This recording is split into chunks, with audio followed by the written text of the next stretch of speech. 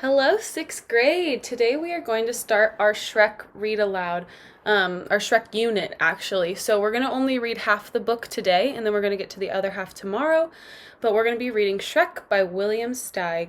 And just remember, while you're listening, make sure you write down any words that you hear or see that you're like, I have no idea what this is. Write them down, let me know, and then we can do some vocabulary work with that. All right, so let's start. His mother was ugly, and his father was ugly. But Shrek was uglier than the two of them put together.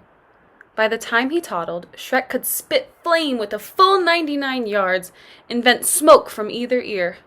With just a look, he cowed the reptiles in the swamp. Any snake dumb enough to bite him instantly got convulsions and died.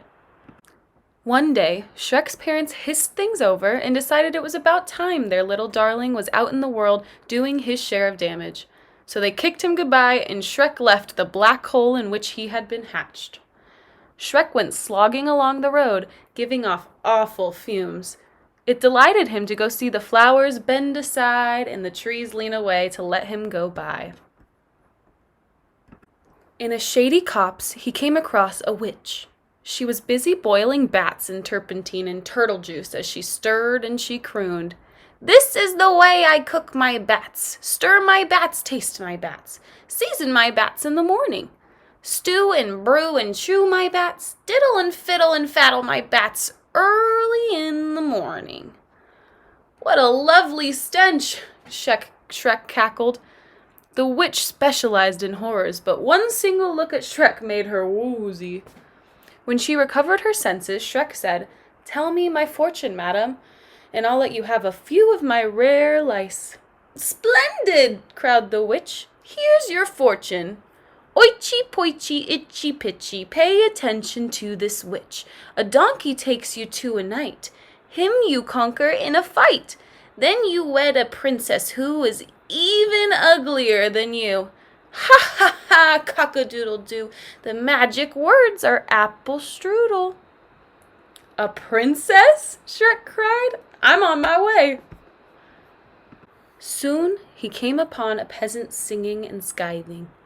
"You there, varlet," said Shrek. "Why so blithe?" The peasant mumbled to this reply, "I'm happy skiving in the rye. I never stop to wonder why. I'll hone and skithe until I die, but now I'm busy, so goodbye." "Yokel," Shrek snapped, "what have you in that pouch of yours?" "Just some cold pheasant." "Pheasant, peasant? What a pleasant present!" The last thing the peasant saw before he fainted was Shrek's glare warming up his dinner. Shrek ate and moved on. Wherever Shrek went, every living creature fled. How it tickled him to be so repulsive. Fat raindrops began sizzling on Shrek's hot knob. "Did you ever see somebody so disgusting?" said Lightning to Thunder. "Never," Thunder growled. "Let's give him the works." Lightning fired his fiercest bolt straight at Shrek's head. Shrek just gobbled at it, belched some smoke, and grinned. Lightning, thunder, and rain departed. In high spirits, Shrek stalked on. At the edge of the woods, he found his warning nailed to a tree. "Hearken, stranger, shun the danger! If you plan to stay the same, you best go back from whence you came." Shrek, of course, swaggered right past. And sure enough, a little way into the woods, a whopper of a dragon barred his path. Shrek smiled and bowed.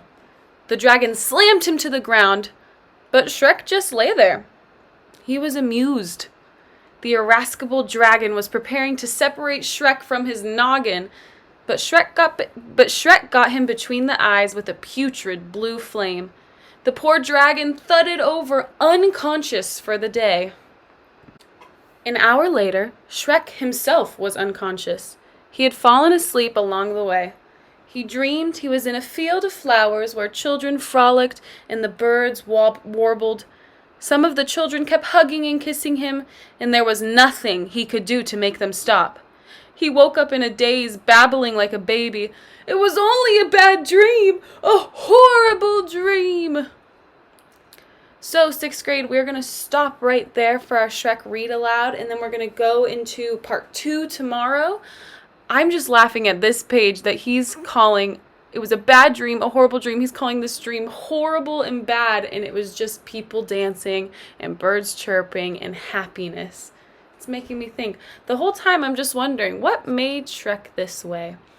So, you guys check Google Classroom for, or I think we have an assignment. We already have an assignment posted based off of the readings, and we will continue tomorrow. So see you later, 6th grade.